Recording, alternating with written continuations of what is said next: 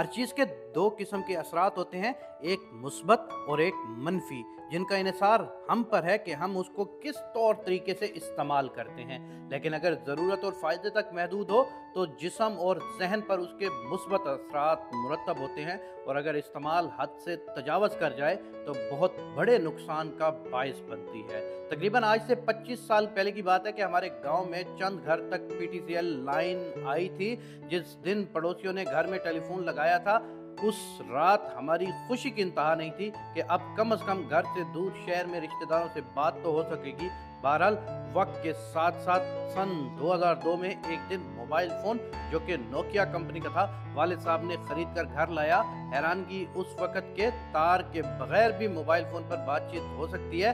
अब तो वक्त के साथ साथ हम इसके आदी होते गए हैं। बहरहाल 2007 के बाद एक फ़ोन आया, इसके बारे में मशहूर था कि इसमें स्क्रीन भी है और दूसरे फ़र्द से बातचीत उसके चेहरे को देखकर बआसानी की जा सकती। इसी वक्त तक हमारा ताल्लुक अपने सकाफत हुजरे से मुंसलिक था, लेकिन जो ही स्मार्टफोन में नत नए इक़साम आना शुरू हो गए, रफ्ता रफ्ता हमारे इस्तेमाल का रुझान बढ़ता गया।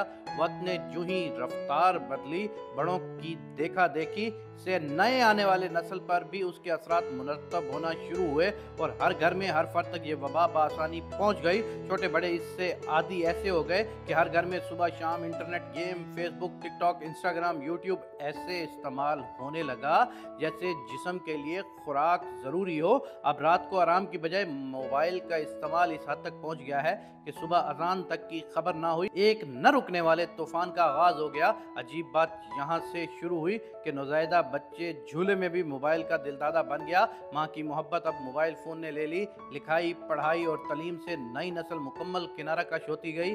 सकाफत, रस्म व रिवाज बिल्कुल नापायद हो गए हैं और हम मॉडर्न होते गए हैं। आज इस हद तक बात पहुंच चुकी है कि इज्जत व हया का जनाजा निकल गया है। खानदानों की इज्जत तार तार हो गई, हया पर्दा बिल्कुल ख़त्म हो गया। यहाँ तक कि घर में सब एक साथ मौजूद होंगे, लेकिन मजाल के कोई किसी से हाल हवाल पूछे। बातचीत तो कर सकते हैं सब मगर अपनी धुन में मगन हो गए।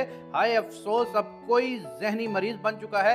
अगर मोबाइल फ़ोन ना मिले तो जान तक जा सकती है। दूसरी अहम बात, अगर बाहर चहल कदमी के लिए निकलें और मोबाइल साथ ना हो तो राज़नों और डकैतों के हाथों के मोबाइल छीनने के दौरान जान तक जा सकती है। इस हद तक बात पहुंची हुई है। अब सोचने की बात यह है कि किस तरीके से इस बला से जान छूट जाए। दिमाग, आंखें, सोच मफलूज होकर रह गई है।